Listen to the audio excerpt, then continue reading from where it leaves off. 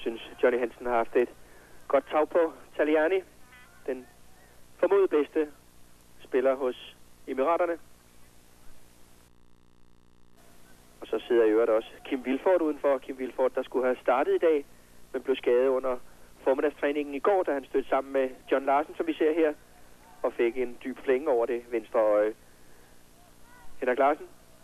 Henrik Larsen, glimrende gået Henrik Larsen, og der bliver dømt straffespark. Korrekt dømt af dommer Salem Said. Fremragende rykket af den store Henrik Larsen, der indtil nu, synes jeg, har spillet 35 strålende minutter, haft et skud på stolpen, og altså fremtvinger et straffespark her.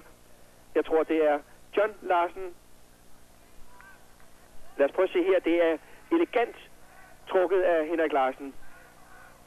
Ingen tvivl om den sag. Straffespark til danskerne ved bolden. John Larsen, tidligere klubkammerat med Henrik Larsen i Lyngby, men nu altså i Vejle. Hans 14. landskamp.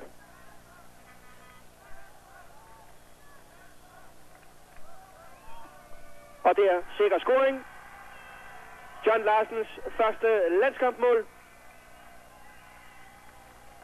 Danmark foran 1-0. Der er spillet præcis 35 minutter.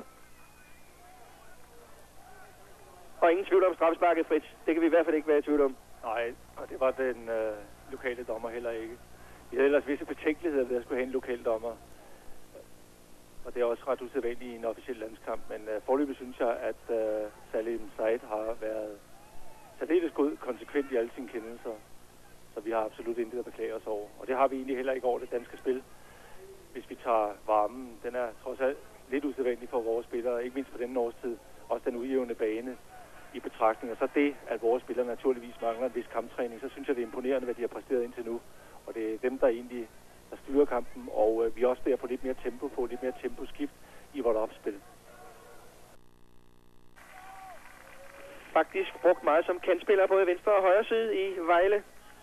22 år, og det er for udligning fra de Forenede Arabiske Emirater.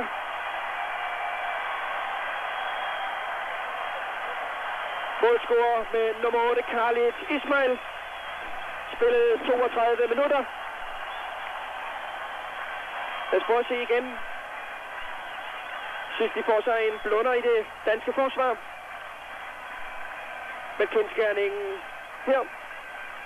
Frisparksafleveringen kommer der. Og helt derovre ligger så Ismail. Og Schmeichel får ikke andet end ravet den det sidste stykke ind over stregen. Endnu en gang afleveringen fra Ibrahim. Godt. God flugter, god balance fra Emirat-spilleren. Det kan diskuteres, om Peter Schmeichel skulle have fat i den, men det kan i hvert fald ikke diskuteres, at Henrik Riis overhovedet ikke var med i spillet der med slap markeringen.